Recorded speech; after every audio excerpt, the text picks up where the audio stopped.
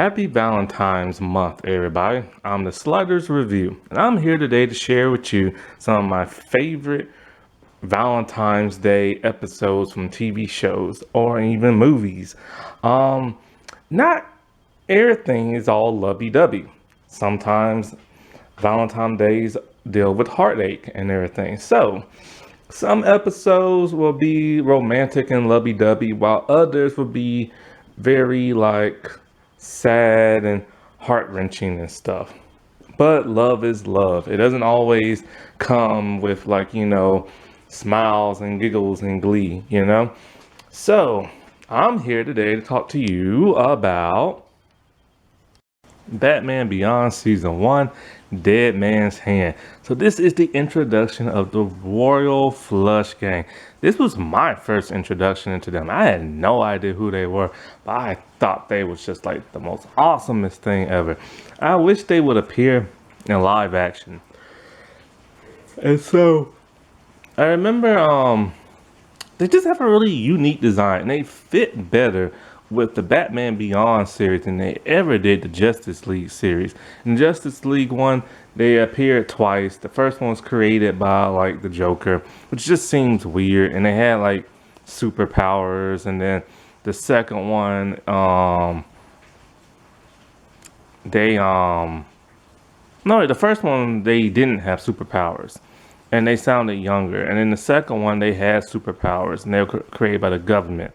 It just felt weird, you know what I'm saying? I just like the Batman Beyond one a whole lot better. They did show up in Justice League Doom, the animated movie, and it was pretty cool there. They had to reinterpret their flying cards because in the Beyond series they just somehow hover, and in the other ones they have thrusters and stuff. So that was cool. And so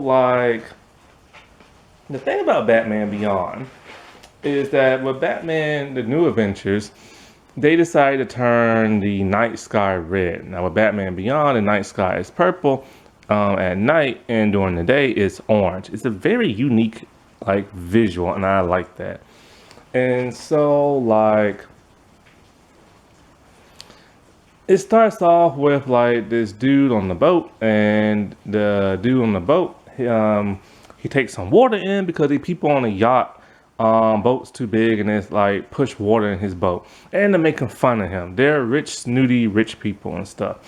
And so all of a sudden they start to get attacked by the Royal Flush Gang. Of course, they want their money and jewels and all this and stuff. And so Batman sees it and he stops them. Or at least he tries to stop them, but can't. And so as he's about to head home, old Bruce, because this is in the future, tells him, he needs to talk to him about these new villains and stuff. And Terry's like, I can't. I have to go to a certain arrangement. So he goes to the nightclub, and there he meets Dana. Dana is pissed with him because, see, during the day and during the school they hang out, but they go to school, so they can't hang out all the time because they have classes. And in the afternoons, he only has a short window of when he gets to do stuff before nighttime comes. He gets to be Batman. She does not know this, so she gets irritated because he's always doing these errands for an old man and at night. And she even tells him it's unusual and everything. And so they have a huge fight about this, and they break up. And so a girl is watching them named Melody. She's a very lovely girl with blonde hair. Her hair kind of looks like dreads a little bit. Also, it's kind of wavy, but more like dreads. Because when they do the wavy hair, no, actually it's different. So yeah, they have her in these kind of dreads and stuff. And so because it's hard to tell because animation. And so she tells him she always traveling. Her family moves around, and she doesn't like to think about where they might be tomorrow because they're constantly moving around. And so they start interacting with each other, and they start liking each other and kissing and making out, this and that. Well, of course, she has to go home, and she tells them every night, let's meet here at the clock tower at midnight. And so when Terry, who's the new Batman, the teenage one, he goes to see Bruce, and Bruce tells him about the Royal Flush Gang. They're an aristocratic family who steal. They think they're better than everybody. They dress up like playing cards and all this other stuff. And he tells them they'll be back because Batman and the gang have like beef with each other.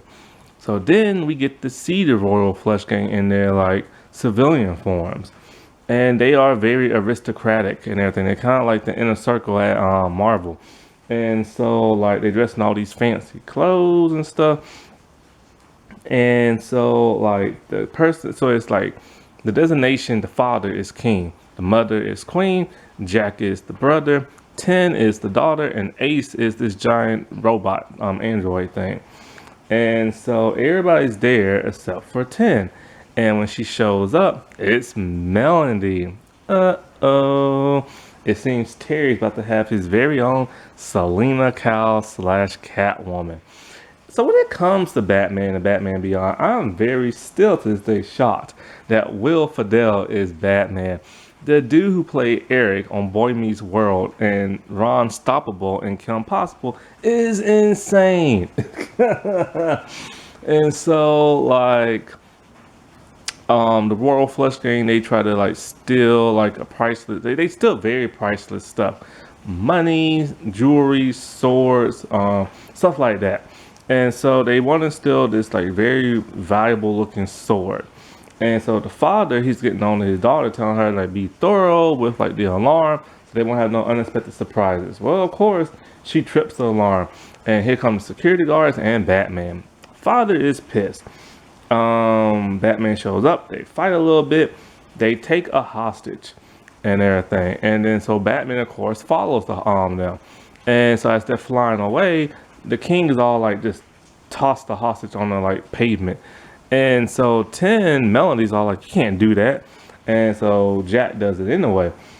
So Batman saves the dude and barely saves him. They crash land on the pavement hard, but Batman Batsuit protects them and stuff. And so King is so pissed that when the rest of the family don't see this, he pulls his sword on 10 to her neck and tell her, don't you ever like question me again. So like, the thing with him is that he really hates Batman, the older Batman, because he broke up their original gang and stuff. And so he has a vendetta against him. Melanie thinks it's stupid and everything like that. And so him and her start to have problems throughout this whole episode. Terry's thing in this is that him and Bruce are constantly fighting. Terry keeps trying to make it to midnight to see Melanie, but it's hard because he's doing the Batman thing. And plus, he don't know who she is yet. And so Bruce is kind of like, you need to stop all this crap and patrol the streets and get ready for the gang. And Terry tells him straight up that, the only reason why you're doing this is you want me to be just like you, bitter and alone. Because Bruce has never married, other than that plant lady and stuff. And so every other girlfriend has left him or in jail or something. And so like, Melody sees Terry again, tells him that their family's gonna leave again. He's upset. Now the family doesn't want her to see him no more because they feel she's distracted. So she breaks things off with him. He's so upset that he kind of does like a little stalkery thing. Now the technology in this century is very high tech, and so he takes out a key card. He puts it in like a machine that you can put your cell phone onto. The key card is something Batman came up with. It cracks the entire system and hacks into whatever he wants to hack into. That's impressive. So he traces like her cell phone signal, and he goes to the penthouse where she's staying at. In his Batman costume, he's doing that in for some reason. And while he's there, he's snooping. That makes no sense. Like, why is he snooping around his Batman costume? And he doesn't suspect who she is. So he's snooping around, and he sees a playing card, and tons of jewels and stuff. So he knows who her family is. An explosion goes off when he touches the card. So he like hides because he has this cloaking ability. The family see that somebody's been there, so they search around. He takes all the family members out one by one, but then of course, King and 10 are left or the ones still left around. They fight and everything, and this is the point where King tells her, like, you know, kill Batman, this and that.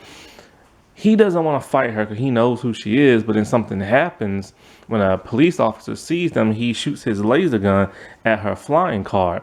She's about to crash down on the pavement, and he saves her. And then so she's all like, I don't suppose you'll let me go. He wants to, but he can't. So the entire family is arrested. He's in his civilian clothes watching the whole thing. And then in comes old Bruce on the street. And Terry apologizes for how he was acting and stuff. And Bruce tells him, that one line. Let me tell you about a woman named Selina Kyle. And I'm just like, dude, that's so cool. Because now Terry has his very own version. This was a really cool, interesting love story, him and Dana break up. And then he gets with a new girl who turns out to be a villain. So Batman Catwoman like. It reminded me of Batman Returns when those two found out the identity and stuff. Now wasn't that romantic? Or depressing, depending on what kind of video I just talked about. Okay, well, happy Valentine's Day, everybody. And bye.